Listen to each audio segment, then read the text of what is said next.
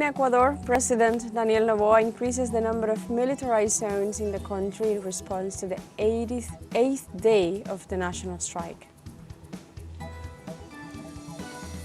In Peru, protests and clashes with police continue as youth groups demonstrate against President Dina Boluarte's government and Congress.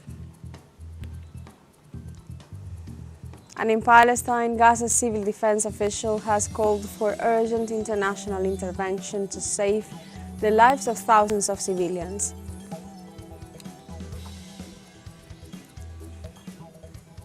Hello and welcome to From the South. I'm Alejandra Garcia from teleSUR Studios in Havana, Cuba. We begin with the news.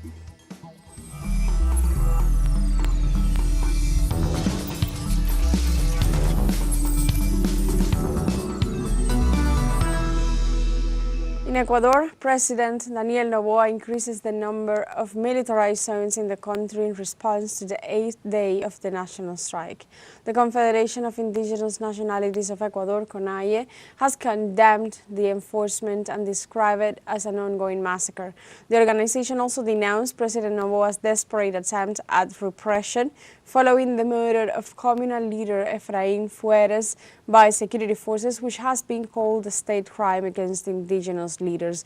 According to official records, the action of state police agencies have resulted in a total of 48 injured, 100 arrests and 109 complaints of human rights violations.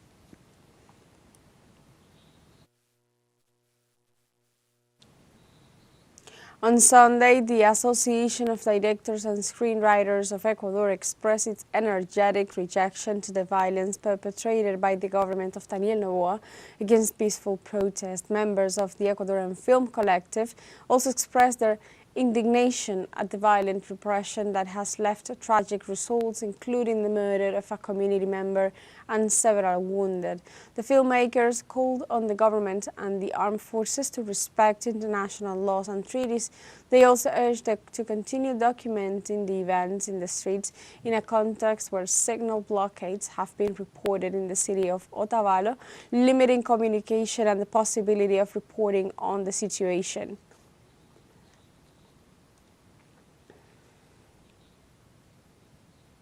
In Lima, Peru, another day of protests and clashes with police occurred on Sunday as youth groups demonstrated against President Dina Boluarte's government and Congress for failing to address escalating violence, extortion, and also murders affecting them.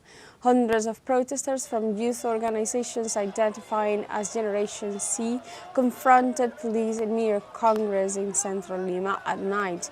Uniformed officials armed with shields and helmets used tear gas to repel them, pushing the crowd back to San Martin Square.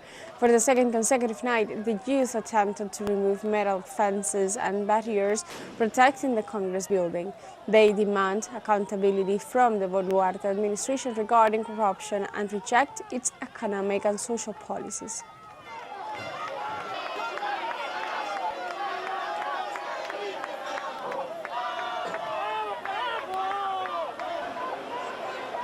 Paraguay has a similar scenario. Citizens are protesting against the widespread corruption of the government of Santiago Peña, and the Colorado Party were detained by the authorities. The protesters gathered in front of the National Congress aimed to demand salary adjustments, denounce corruption and the misuse of public funds by Peña's government. In this regard, they rejected the executive's lack of budget for social projects. Likewise, several protesters denounced irregular detentions and demanded respect for the right to free protest.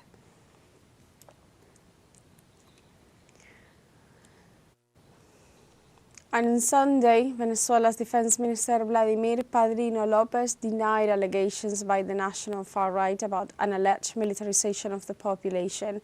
Padrino Lopez described the accusation as absurd and defended the duty to show patriotic awareness to ensure that all citizens within the national territory in the exercise of their rights and freedoms are able to defend their peace and sovereignty. He also recalled the context of permanent threat that Venezuela is experiencing precisely due to operations orchestrated by the national extremist groups and their allies in Latin America and the United States, which have cost innocent human lives.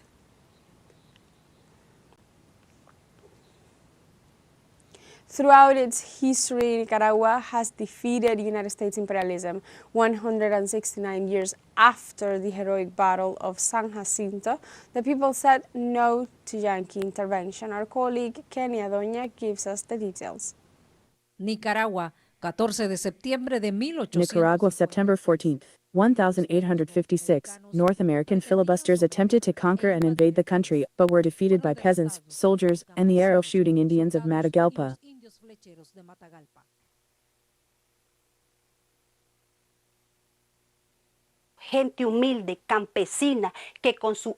It was humble people and farmers who defended this place with their bows and arrows, with courage, sovereignty, and dignity.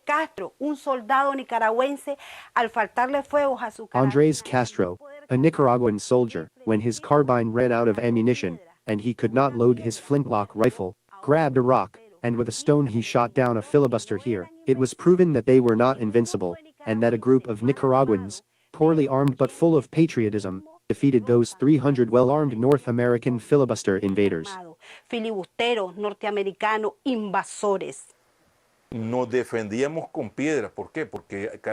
We defended ourselves with stones because it took time to load the rifle, and there was a mass of filibusters. On top of that, the United States are not invulnerable. They were already defeated in Nicaragua. They were already defeated in Vietnam. They were already defeated in Korea. They were already defeated in Iran, and they will be defeated anywhere they go. La batalla de San Jacinto no solo fue un triunfo militar. The Battle of San Jacinto was not only a military triumph, it was a demonstration of dignity, unity, and sovereignty in the face of an enemy powerful in arms but weak in reason. El factor de la unidad es totalmente determinante. The factor of unity is absolutely crucial, and the Battle of San Jacinto is an example of what it represented. It not only united the people of Nicaragua against the filibuster, it united Central America against the imperialist. La razón y la dignidad nunca van a ser menos. Reason and dignity will never be less than the arrogance of those who believe that they can conquer reason through force. We have always been right. History and time have proven us right. La historia, el tiempo nos las ha concedido. There is a people that united to defend the territory they inhabited, which is being threatened by a foreign force. Only with morality, courage, and bravery, they were able to overcome the superiority in weaponry. It was proven that it was not weapons that made the difference, but individuals, and they can find that in the Bolivarian Republic of Venezuela.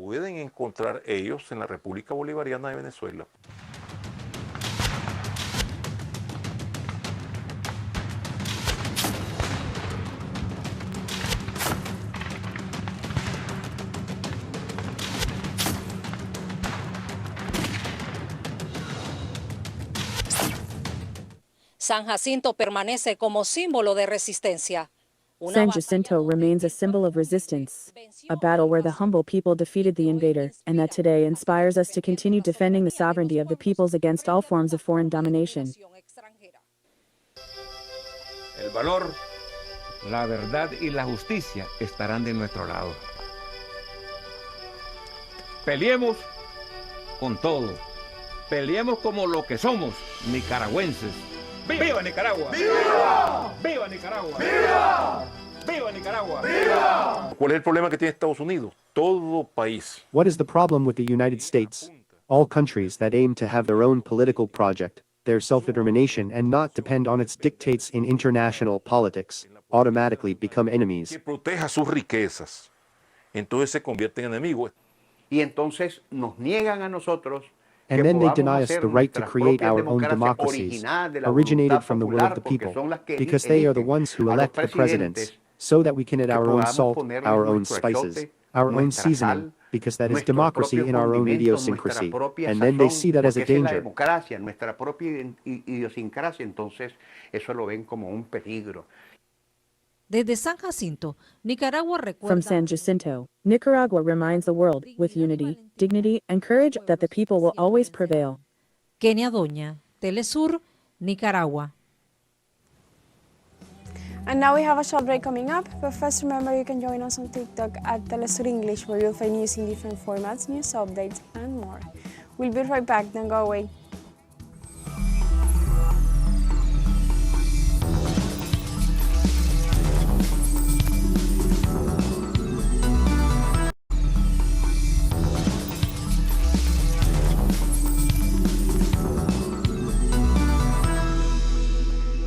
Welcome back to From the South. We go to China. That is a country that expects 2.36 billion passenger trips during the National Day holiday. Our correspondent in China, Bruno Falsi, has further information. Greetings from China on the National Day and the Mid-Autumn Festival holidays. Behind me, you can see Beijing Station, one of the capital transportation passenger traffic in the countries. The 8-day holiday period is expected to generate substantial passenger traffic across the country. China's railway sector forecasts approximately 219 million passenger trips, with around 30,000 trains operating daily. Vice Minister of Transport Li Yang provided the overall travel projections at a press conference in Beijing. 中秋国庆假期将至，这个8天的假期啊， According to our analysis and forecast, 不论是旅游还是探亲，出行的需求非常旺盛。 interregional passenger travel across society during this holiday period will reach 2.36 billion. 将达到23.6亿人次，平均啊每天大概 averaging around 295 million people per day, representing an increase of approximately 3.2% year-on-year. International travel is always expected to show significant growth during the holiday period. China National Immigration Administration projects an average of 2 million border crossings per day. Online travel platforms report an increase in international flights and hotel bookings in dozens of Chinese cities. Data indicates that inbound and outbound airline tickets bookings exceed 800,000 and international hotel bookings cover more than 2,800 cities worldwide. The National Immigration Administration attributes the expected increase in cross-border travel to visa-free entry policies for certain countries and the resumption of international flight routes. Now we return to teleSUR in the studio in La Habana, Cuba.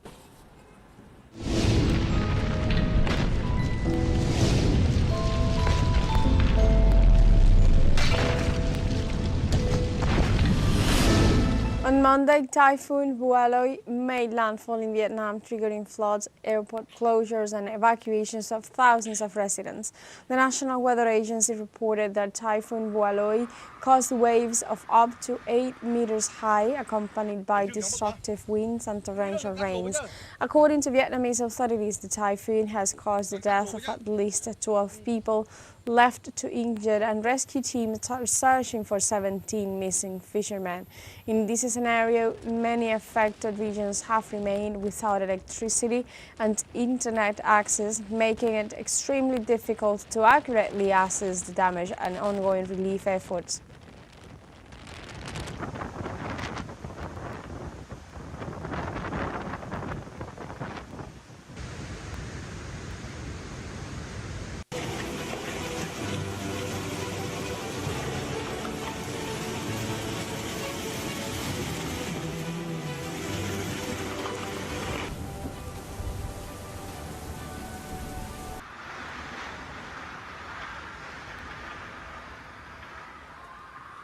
In other informations, in Mexico, civil society organizations and activists gathered to raise their voices in favor of reproductive rights within the framework of the Global Day of Action for Access to Legal and Safe Abortion. The event is part of a global day of mobilizations that every September 28th seeks to highlight the urgent need for public policies that protect bodily autonomy and human rights.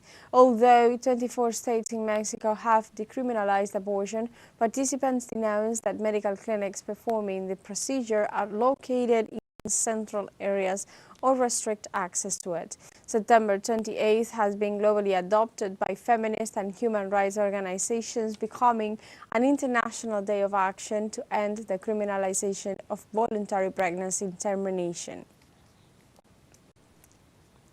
And we have a second short break coming up. Before, we invite you to visit our Facebook page at teleSUR English.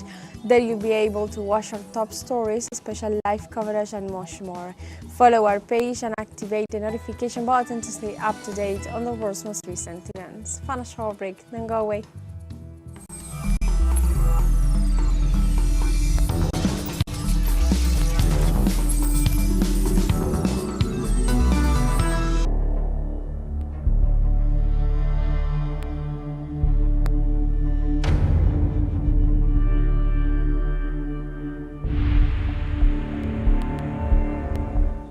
Welcome back to From the South.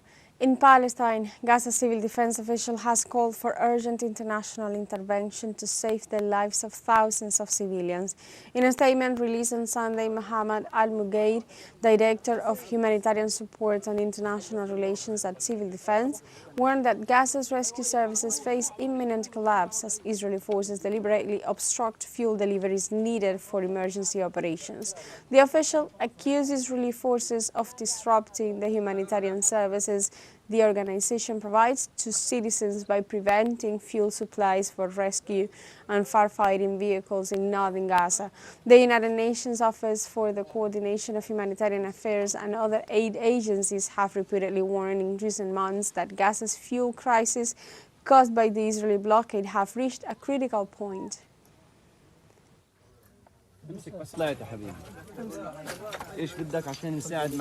Also in Palestine, at least 47 civilians were killed by Israel in bombings of residential and displaced areas in the southern Gaza Strip. According to Palestinian authorities, the attack was carried out against the Makkah Tower in the Tal al-Hawar neighborhood and a building in the Al-Rayas neighborhood in the Sabra district. Likewise, several Palestinians were injured when an Israeli drone dropped a bomb on a group of civilians on Jaffa Street while the Air Force attacked a house near the Al-Shabiya crossing. Health authorities confirm that the number of Palestinians killed has risen to more than 66,000 since October 2023.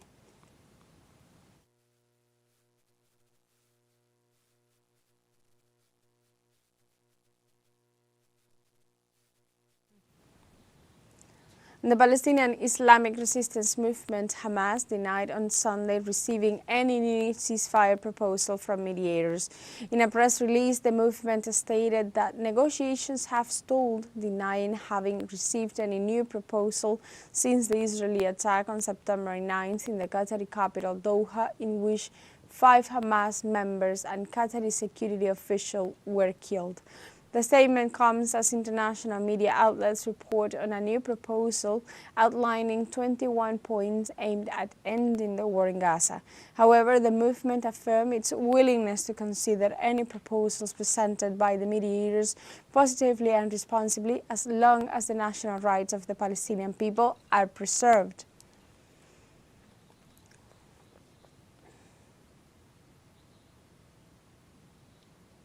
In other topics, in the United States, police forces suppressed citizens who protested in Portland against the order to militarize the city. In an authoritarian escalation, President Donald Trump ordered the militarization of Portland, Oregon, and authorized the use of force against its own population with the aim of repressing citizens who reject his immigration policies and the violence of ICE raids. Trump described Portland as a city devastated by war and labeled anti-fascist and anti-racist movements as domestic terrorists, creating an alarmist narrative to legitimize the deployment of troops.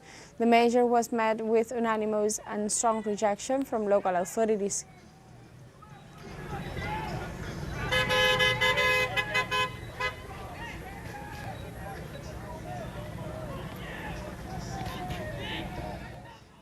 In this context, authorities in Portland, Oregon, on the west coast of the United States sued President Donald Trump for deploying military forces under the order to use full force.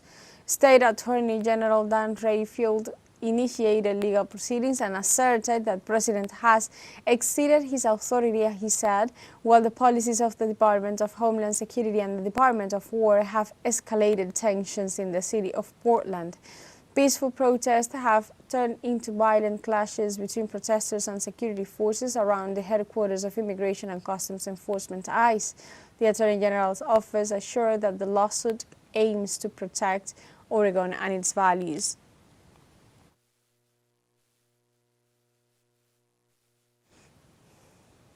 A gunman opened fire inside a Church of Jesus Christ of Latter-day Saints chapel in Michigan during a Sunday service and set the building ablaze, killing at least 4 people and injuring 8 others. According to Michigan Police Department authorities, officers shot and killed the suspect before he could cause further casualties at the Holy House. Police Chief William Ranger stated that rescue teams have not yet finished searching the church and said that some people remain under the rubble in accessible areas. I have a couple updates for you. There is a couple additional bodies that we've discovered in the church. So that makes our total victim count up to 4 victims. As I said before, there has already been the suspect who is deceased as well. So we have 5 deceased persons from this tragic incident. Again, our thoughts and prayers go out to the victims of this incident that could have been completely avoided. And it's very tragic, and that's not what our community is. I'd also like to acknowledge the heroism of not only the first responders, but the people who were inside that church at the time. They were shielding the children who were also present within the church, moving them to safety. Just hundreds of people just practicing their faith. Just extreme courage, brave, and that's the type of community that we are. Law enforcement, again, we were on scene within 30 seconds from that original 911 call. Within 8 minutes, that suspect was neutralized in the back parking lot of the church by a DNR officer and a Grand Blanc Township officer. After this information, we have come to the end of this news brief. Remember, you can find these and many other stories on our website at telesurenglish.net. Also join us on social media. We are on Facebook, X, Instagram, Telegram and TikTok as well. For TeleSUR English, I'm Alejandra Garcia. Thank you for watching.